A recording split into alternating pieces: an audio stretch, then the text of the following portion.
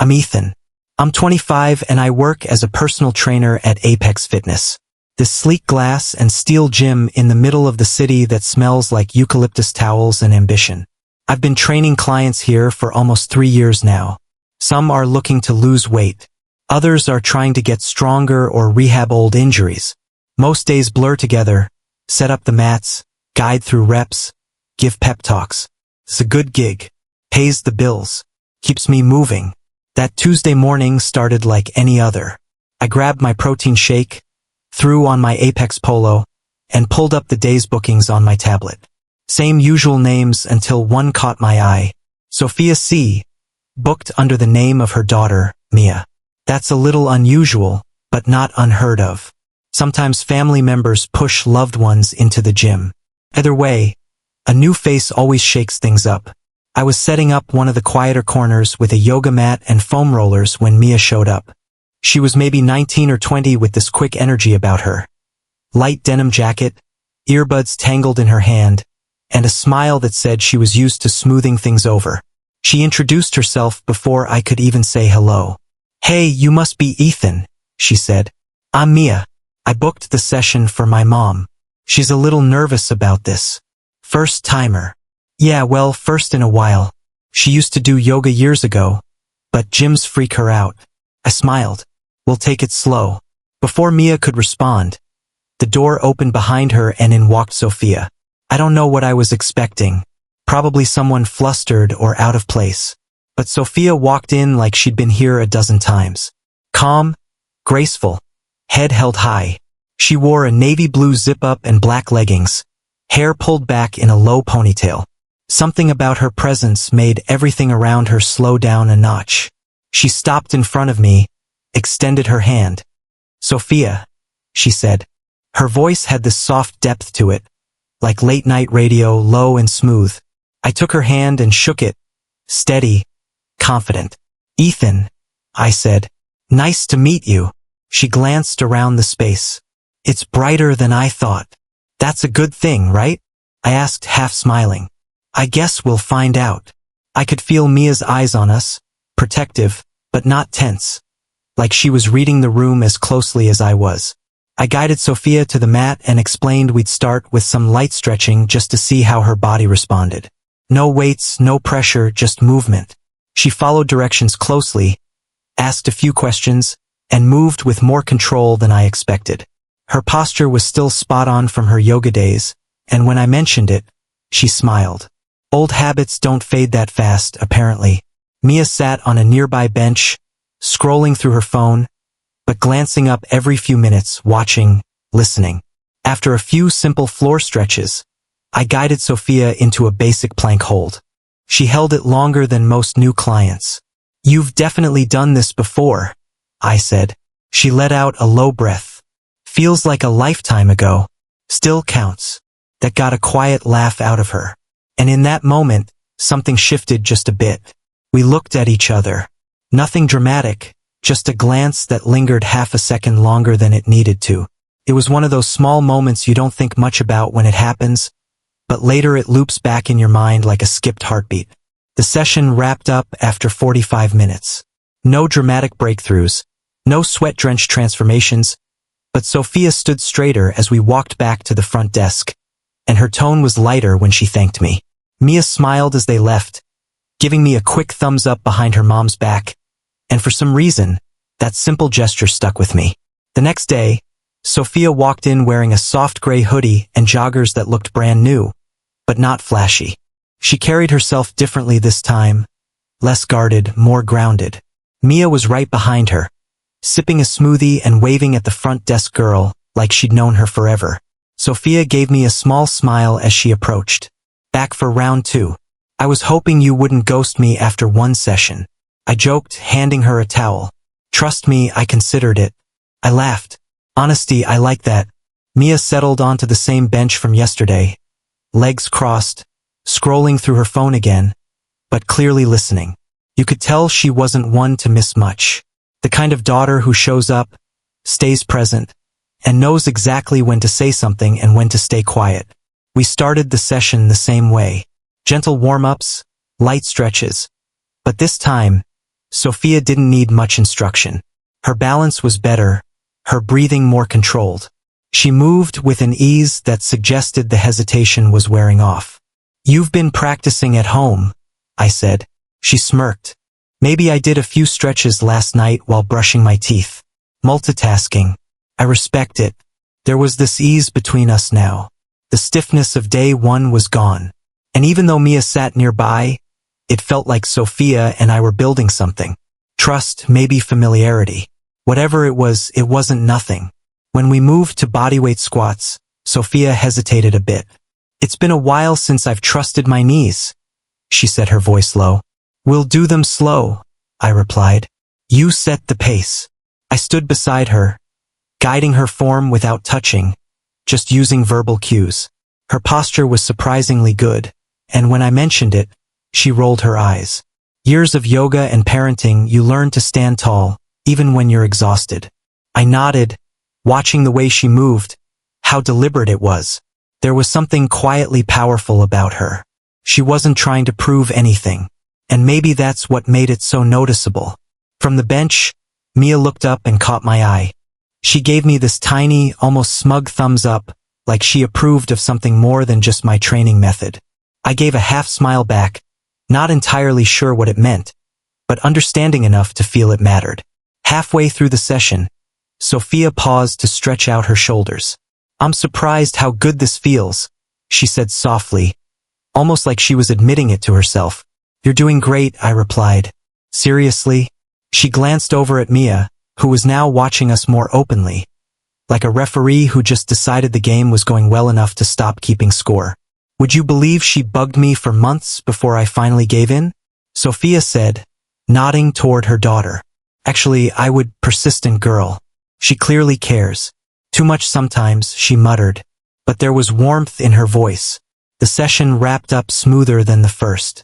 Sophia looked more energized, even laughed when I complimented her on out squatting half my clients.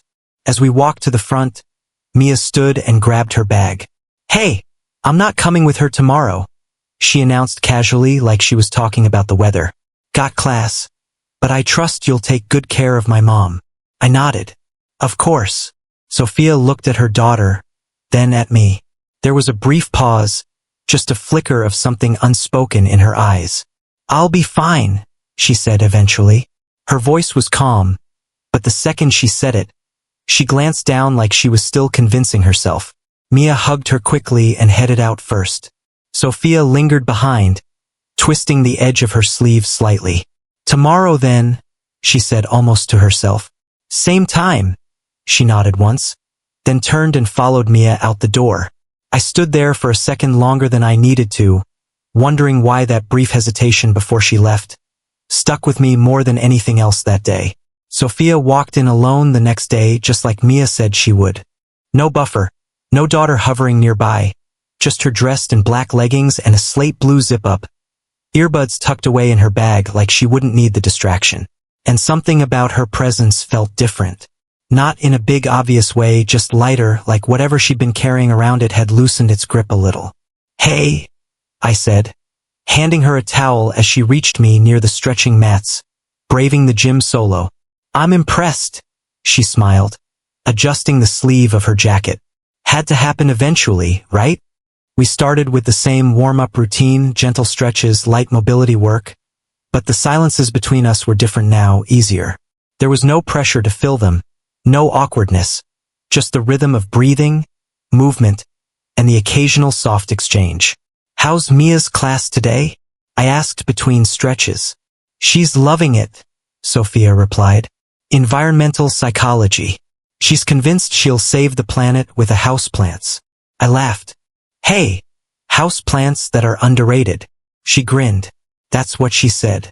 By the time we moved into resistance bands and balance drills, she was clearly more confident.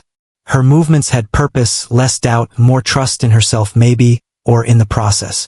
Either way, she wasn't hesitating like she did on day one. "Your posture is on point today," I said as she moved through a banded row. "Thanks," she replied, exhaling. "I think I'm less in my head this time. That's half the battle." She looked at me for a second before speaking again. "You know, I used to be really disciplined. I balanced work, school meetings, bills, all of it. I was the organized mom, the one with color-coded calendars. I smiled. Perfectionist. She nodded, recovering. The way she said it was half serious, but her expression softened after. It wasn't just about gym form anymore. It was something more personal. A little piece of her past. Quietly offered. I listened without trying to fix it or respond with something clever. Just listened. And I think she noticed that. After the core routine, she sat on the mat to stretch out her legs and I moved to clean the equipment. A minute later, she looked up, puzzled. I think I left my jacket here yesterday. I turned. Want me to check the lost and found? She nodded. It's probably just under the bench. Mia rushed me out. Sure enough, her jacket was behind the bench. I picked it up and handed it to her. You find anything else I forgot? You can keep it, she joked, then paused. Actually, do you live around here? I nodded. 10 minutes away. Good to know, she said, slipping the jacket over her shoulders just in case I keep forgetting things. I smiled, not reading too far into it, but not ignoring it either. We walked toward the exit together, and as she reached for the door, she turned slightly. You're not one of those trainers who thinks his job ends at the front desk, are you? I raised an eyebrow. Depends on what you need. She hesitated for a beat, then reached into her bag. I left my water bottle, too. Didn't realize until I got home. Want me to drop it off later? I asked if you're nearby. There was a pause, half amusement, half curiosity. You do that? Sure, I said. It's not out of the way. She gave a quiet nod. All right, I'll text you the address. That evening, my phone buzzed. Unknown number. One message. To Sophia. Don't worry. I found the jacket, but the water bottle's officially MIA. Still feel like dropping by. I looked at the screen for a second before typing back. Only if you promise not to forget anything else tomorrow. Her reply came quick. No promises. I pulled into Sophia's neighborhood just after 7. It was quiet, tucked between tree-lined streets and older homes with real character. Brick chimneys, uneven driveways, ivy climbing up porch rails. Her house sat near the corner, modest, clean, a soft porch light, glowing like she turned it on just for me. I didn't bring a gym bag or clipboard, just her water bottle, cleaned and filled, more out of instinct than necessity. She opened the door before I knocked, like she'd been standing nearby, listening for my steps. Hey, she said, leaning against the doorframe, wearing jeans and a faded sweatshirt that somehow looked more like her than anything she'd worn at the gym. You really came? Told you I would. She smiled and stepped aside. Come in for a sec. I owe you water anyway. The house smelled faintly of coffee and something warm. Vanilla, maybe. The kind of scent that settles into furniture and makes you feel like you should take off your shoes even if no one asks. The hallway was narrow but cozy. Soft light framed photos of Mia on the wall from toddler to teenager. Sorry, it's a bit of a mess, she said, leading me toward the kitchen. It wasn't a pair of shoes by the door, a folded blanket on the couch. It looked lived in, not messy. She handed me a glass of water and leaned against the counter while I stood nearby. The conversation was easy. Safer topics like music, books, and how either of us could keep a plant alive. I had a ficus once, she said. Lasted 3 weeks. Mia named it Bruce. Poor Bruce. I'd laughed. I kill succulents, which feels like a personal failure. She shook her head, smiling, then grew quiet for a second. It's weird having someone from the gym here. Too casual. No, it's nice, she said, then added. You don't feel like a gym person right now. I set the glass down. That a good thing? She nodded. The silence that followed didn't need filling. I took in her kitchen white cabinets, a few spice jars by the stove, a small bulletin board with a calendar, and handwritten notes clipped to it. Feels like you've lived here a while, I said. 12 years, she replied. Got it right after Mia started kindergarten. It was the first house that felt like mine. I nodded, understanding something in her tone that didn't need explaining. When I moved to leave, I paused by the door, hand on the knob. She looked up from where she was still leaning, arms crossed gently, the light above casting soft shadows. Our eyes met again, and that same flicker passed between us, familiar now, but no less charged. The next day at the gym, Sophia was already waiting near the stretching mats when I walked in. She looked relaxed, comfortable in the space, and when she smiled, it held something new. Not shy, not guarded, something closer to playful. "You busy tonight?" she asked just as I was grabbing the resistance bands. "Not really." "Why?" "I need some advice about my pantry," she said like it was the most obvious thing in the world.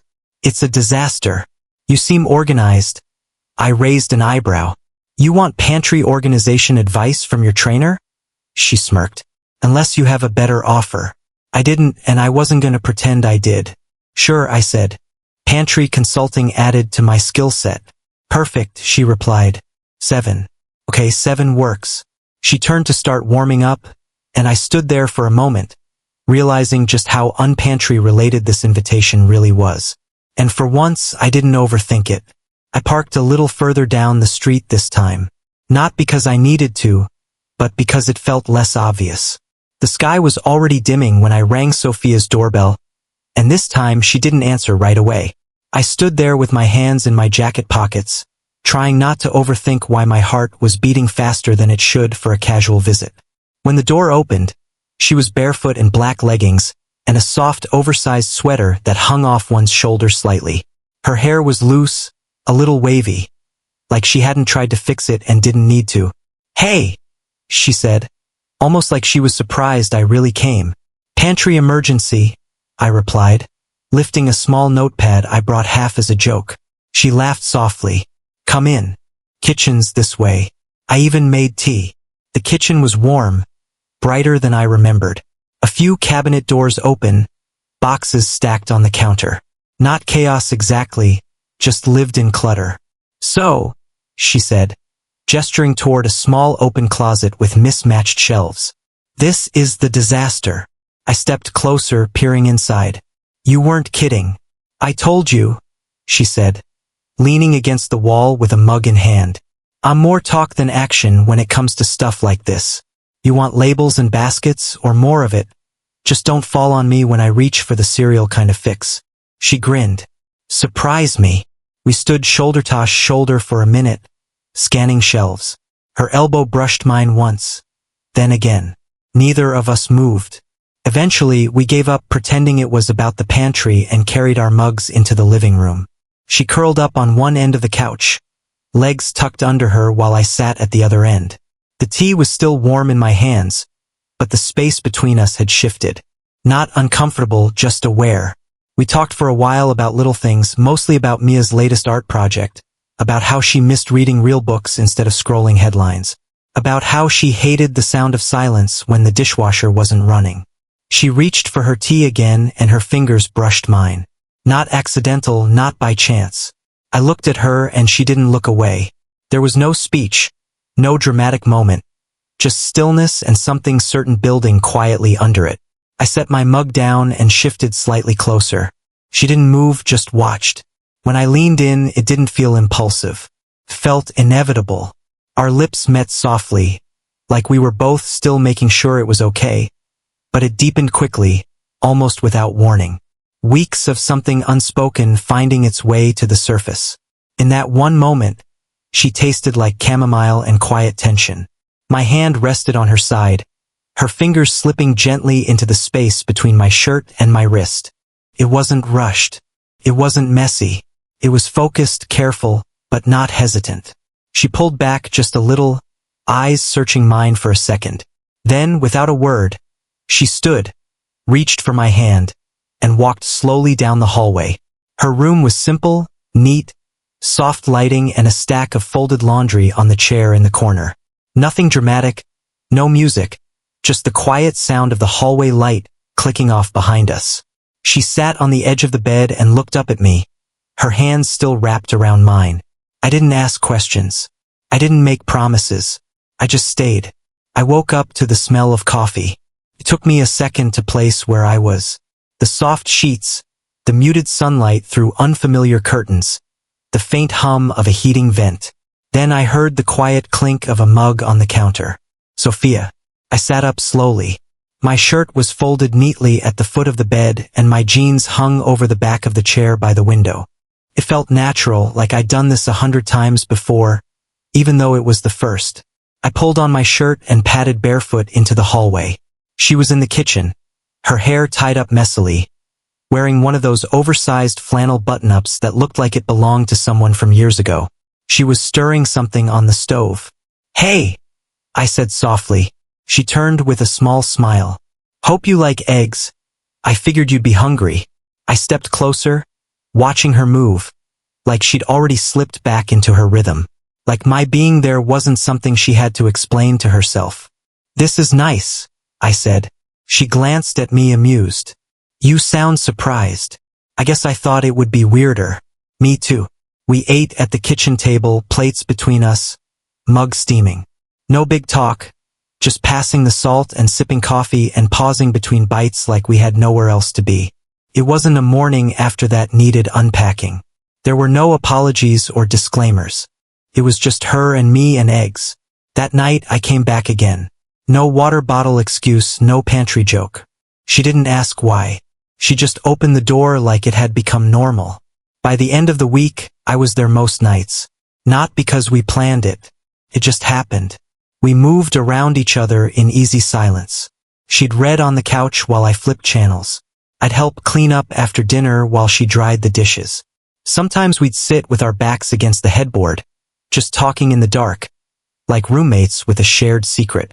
There was no label, no what are we conversation, and neither of us pushed for one. One night, while a movie played quietly in the background, Sophia turned to me, her voice barely above a whisper. I can't remember the last time I felt this calm. I didn't know what to say, so I reached for her hand and held it without needing to explain anything. She squeezed back gently, and that was enough. The intimacy between us changed too. Not just physically, but in the small things. The way she touched my arm while talking. The way I'd brush hair from her face when she laughed too hard. It wasn't a question of attraction anymore. It was comfort, familiarity. A quiet current always running beneath the surface. She started making space for me without saying it out loud. An extra toothbrush appeared in the bathroom. A pair of my socks folded in her drawer. My charger plugged in beside her nightstand. I never said I was staying over. I just never said I was leaving. Some nights we barely talked. We'd sit under a blanket, the hum of the dishwasher in the background. Legs tangled while she flipped through a magazine, and I scrolled through my phone. It should have felt uneventful. Instead, it felt like the safest place I'd been in a long time. There was one evening after we'd finished cleaning up dinner when she walked past me, her hand brushing lightly across my back. Not in a way that demanded anything, just a touch, a reminder. That's when I realized this wasn't some temporary escape for either of us. This was turning into something real, something lived in, a kind of quiet I didn't want to lose. It was a Thursday night and everything felt normal. Sophia and I had just finished dinner. Leftover pasta, a little wine, the kind of meal you throw together when you're comfortable enough not to impress anyone. She was barefoot, her sweater slipping off one shoulder, hair tied up in that loose end-of-day way I'd come to love. I was rinsing dishes while she wiped the counter, music playing low from her phone. We were halfway through cleaning when the doorbell rang. She froze just for a second, that tiny pause that gave something away before her expression even changed. "I wasn't expecting anyone," she said, wiping her hands on a towel. I stepped toward the hallway, but she beat me to it, walking to the door and opening it just enough to peek out. Then I heard his voice. "Ellie." His tones slurred a little, too loud for the quiet night. I moved closer just enough to see around her. He stood on the porch, dressed like he'd come from a dinner he didn't finish. Button-down shirt half untucked, blazer wrinkled, hair slightly out of place. I didn't need a name tag to figure out who he was. Marcus, her ex. He leaned against the door frame like he belonged there, like it was still his place to stand. "I was driving by," he said. "Saw your light on." Sophia didn't respond right away. She held the door, her body between us. "You shouldn't be here," she said finally, calm but firm. "I just wanted to talk. Now is not a good time." That's when he saw me. His eyes flicked past her shoulder and landed on me, standing there behind her in a t-shirt and sweatpants, holding a dish towel. I didn't say anything. I didn't move. I just waited. Marcus let out a short, bitter laugh. Seriously, the trainer? Sophia's back straightened slightly. You need to leave. He looked at me again. What? You think this is real? You think she's gonna build a life with someone who counts reps for a living? I stayed quiet. No need to rise to it. Sophia stepped forward, blocking his view. Go home, Marcus. For a second, he looked like he might argue, like he wanted to say something else. But he must have seen in her face that he wouldn't win here. Whatever, he muttered, stepping back. I was just trying to be civil. She closed the door before he could say more. The silence that followed was heavy, not awkward, just thick with everything that hadn't been said. She turned around slowly, her eyes meeting mine. And for the first time since I'd met her, she looked unsteady. I'm sorry, she said, voice low. I didn't know he'd show up. It's not your fault. She crossed her arms, leaning against the door like she needed the support. He gets like this sometimes. Shows up, throws words around, disappears again. Is he always like that? Only when he's been drinking, she said. He's not dangerous, just bitter. I think the idea of me moving on bothers him more than the actual divorce did. I walked toward her and gently touched her arm. You okay? She nodded, but there was a slight shake to her shoulders. I just didn't want him to find out like this. Like what? Like this? She said quietly. With you here, with it looking real. I hesitated, then stepped closer. It is real. She looked up and something in her face cracked just a little. Not tears. Not a breakdown. Just a moment where she let her guard drop completely. I pulled her into a hug and she held on tightly, pressing her face into my chest. We stayed like that in the hallway, her hands gripping the back of my shirt, the tension slowly melting away. He's gone, I whispered. She nodded into my shoulder. I know. I just needed to feel that. The thing about moments like that night when the door closes and someone from the past walks out is that something shifts quietly but permanently. Like the air clears and what's left behind is just what matters. After Marcus left, Sophia and I didn't talk much. We finished the dishes in silence. Music still playing low in the background. She moved a little slower, like her energy had taken a hit, but she didn't pull away. If anything, she was closer. That night, she curled up beside me in bed and fell asleep faster than usual, one hand resting on my chest. The kind of sleep that comes when your body finally lets go of something it's been holding too long. And in the morning, nothing felt uncertain. From then on, it was like the last little wall between us had come down.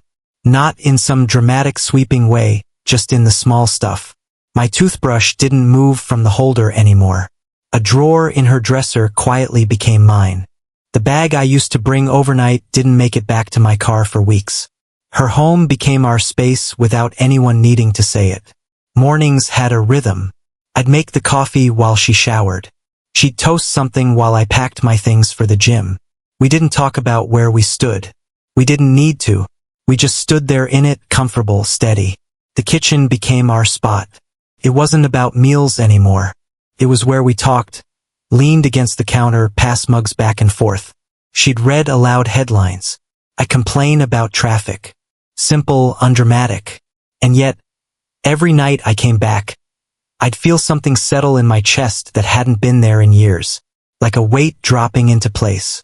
Not heavy, just solid, like I'd finally stopped wandering. One evening, we were lying on the couch, a blanket over our legs, a movie we weren't really watching, flickering on the screen. She was half asleep, her head on my shoulder, my hand resting lightly on her knee, and without opening her eyes, she whispered, "You feel like home." I didn't say anything right away, just let the words hang in the quiet room. In the hum of the TV, the soft clink of ice in her glass on the table. But I felt it too. She didn't need grand declarations, and neither did I. We had created something real in the rhythm of our days. It didn't need a name or a deadline or anyone's permission. It just existed solid and slow and built out of every little moment we hadn't even realized was laying a foundation. Some nights we stayed up talking until 1 a.m. Other nights we fell asleep before 10 o'clock. We didn't go out much. We didn't need to. The world outside felt louder now. And this was quiet in the best possible way. Even Mia seemed to sense it. She'd stop by for dinner every couple of weeks, joking about how I was becoming part of the furniture. Sophia would laugh and I'd shrug and ask what was for dessert. We didn't rush anything. There was no big move-in day, no anniversary talk, but my shoes were by the door, my coat was on the hook, and in the morning there were always 2 mugs in the sink. It was late November. The day I realized I hadn't slept at my apartment in almost a month. The sun was barely up. Sophia was standing at the stove flipping pancakes, hair still messy, wearing my hoodie. I handed her a coffee without thinking. She looked at me smiling. You remembered how I take it. I live here now, remember? I said, teasing. She laughed and turned back to the pan. Yes, you do. There was no big moment, no speech, just pancakes and coffee and quiet, and that was enough. In the quiet rhythm of a bustling gym, where sweat and determination mingle with the scent of fresh starts, Ethan's story with Sophia unfolds like a gentle reminder that life's most profound connections often bloom from the simplest seeds. At 25, Ethan was content with his routine, guiding clients through reps and routines, never expecting a session booked by a protective daughter to rewrite his heart's script. Sophia, with her graceful poise and hidden vulnerabilities, stepped in not just for a workout, but for a rebirth. What began as stretches and small talk evolved into shared silences, lingering glances, and eventually a love that filled the empty spaces of their lives. Through forgotten jackets and pantry excuses, they discovered that vulnerability isn't weakness. It's the bridge to true intimacy. Sophia's past, marked by a bitter ex and years of single parenting, could have walled her off. Yet, she chose to trust again, finding in Ethan not just a partner, but a home. A place where coffee in the morning and tangled legs under blankets became sacred rituals. This tale teaches us a timeless lesson. Love doesn't adhere to timelines or expectations. It arrives unannounced, often when we've stopped searching, whispering that it's never too late to feel alive again. In a world rushing toward grand gestures, their story celebrates the beauty of the ordinary, the quiet hugs after storms, the unspoken commitments that build unbreakable bonds. It reminds us to embrace the unexpected, to let go of guarded hearts, and to recognize that healing and happiness can emerge from the most unlikely encounters. Whether you're young like Ethan or seasoned like Sophia, open your doors to possibility. You might just find someone who makes the everyday feel extraordinary. If this emotional journey resonated with you, drop a comment below sharing a time when love surprised you. What was your forgotten water bottle moment? Hit that like button if it touched your heart, and subscribe to the channel for more inspiring stories that remind us of life's beautiful twists. Don't forget to turn on notifications so you never miss an update.